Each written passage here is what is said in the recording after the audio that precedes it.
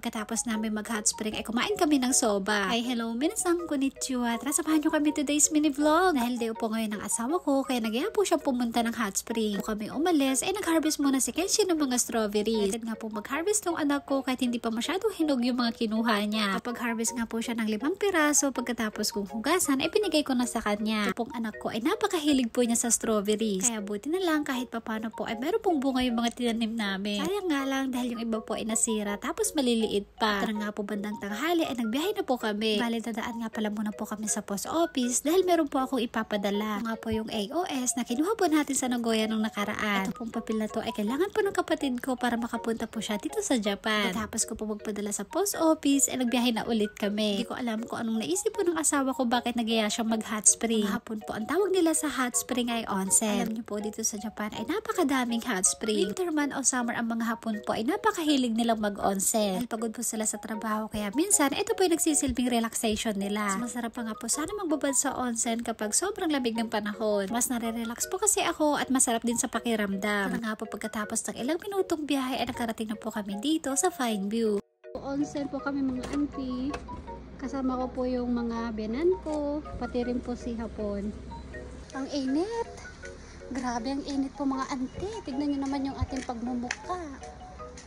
Naglalakad kami ay binibiro ko nga po itong si Hapon. Sabi ko sa kanya hindi kami pwede mag-private dahil kasama namin yung mga magulang niya. Ito nga po palang pinuntahan namin. Located lang po ito dito sa Asumino, Nagano. Ang pangalan po ng hotel ay Fine View Murayama. Bago po tayo pumasok sa loob ay liligpit muna natin itong tsinelas natin. Kaya pala tinawag na Fine View itong hotel na to. Tignan niyo po kasi mga auntie, napakaganda po ng view. Bahali pangatlong beses na nga po pala namin pumunta dito. Dati hindi po namin kasama yung mga binan ko. Si Hapon lang po at saka si Kenshi. Ito nga po pala sa loob ay meron po sila dito binibentang mga souvenirs. Halina po, pagkatapos namin magbayad ay bumaba na kami. Ito po sa ground floor ay meron po dito massage chair at saka maliit na restaurant. Father-in-law nga po pala ay hindi po siya mag-hot spring. Habang hinihintay po niya kami ay nag-massage muna siya. Fast forward na nga po tayo mga auntie pagkatapos po ng mahigit 2 oras. Tapos na rin po kami mag-onsen. Pasensya na po kayo kung hindi po ako nakapag-video habang nasa loob kami kanina. Dahil public kaya hindi po tayo pwedeng mag-video. Sa loob po ng onsen ay meron na po doon shampoo at saka body shampoo. Pero kung gusto niyo pa magdala ng sarili niyo ay pwede naman. Gusto niyo pa magpatuyo ng buhok ay meron na din po dong blower. Kapag public onsen nga po pala ay hiwalay po ang babae at saka ang lalaki. Tapos naman namin mag-onsen ay kakain naman po kami ng soba. Ang pangalan nga po pala ng restaurant na to ay Kurumaya. Hali first time ko nga po palang kumain dito ng soba. Sabi nga po pala sa akin ng biyanan kong lalaki, ito pong restaurant na to ay mahigit 50 years na. Ito nga po pala yung sausawan natin na soba suyu. Tapos meron din pong wasabi at saka negi. Tapos po ng ilang minutong paghihintay ay dumating na rin po kaagad yung in-order namin. Nga ako, akala ko hati-hati kami. Yung pala tagi-isa kami. Tingnan nyo naman kasi mga auntie, ang dami.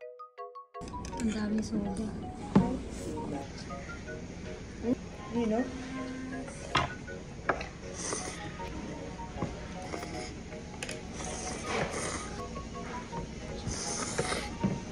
Pong soba, isa nga rin po palang sikat na pagkain dito sa Japan. Lalong-lalo na kapag tuwing summer. Tuwing tag-init po, ito rin po yung isa sa gustong-gusto kong kinakain. Ang mas nagpapasarap pa nga po sa soba ay etong sausawa. Sa mga oras na to ay busog na nga po ako mga auntie, kaso nga lang kailangan po natin itong ubusin. Kaya naman kasi yung ibabayad dito ng asawa ko kung hindi po natin ito ubusin.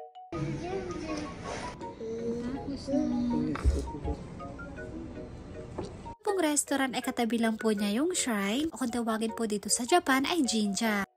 Kurumaya. Kasi taro? Pagkatapos po namin kumain ay nagbiyahe na po kami pauwi ng bahay. Kanina nga pala bago po kami umuwi ay dumaan po kami dun sa dating restaurant nila Hapon. Hindi po kasi bukod sa restaurant ay meron din po silang hotel. Ito na nga po pala nila yun dahil wala daw po kasi magmamanage. Uwi nga po pala namin ng bahay ay nagdilig lang po ako saglit dito sa mga tanim ko. Tapos nagtanim nga rin po pala ako dito ng sitaw. Nagpupula nga po pala ako ng buto para kapag merong namatay ay meron din po ako ipapalit. Kaya lang po maraming salamat sa panonood. Thank you for watching. Sayonara and... Bye-bye. Thank you for watching. うるさい。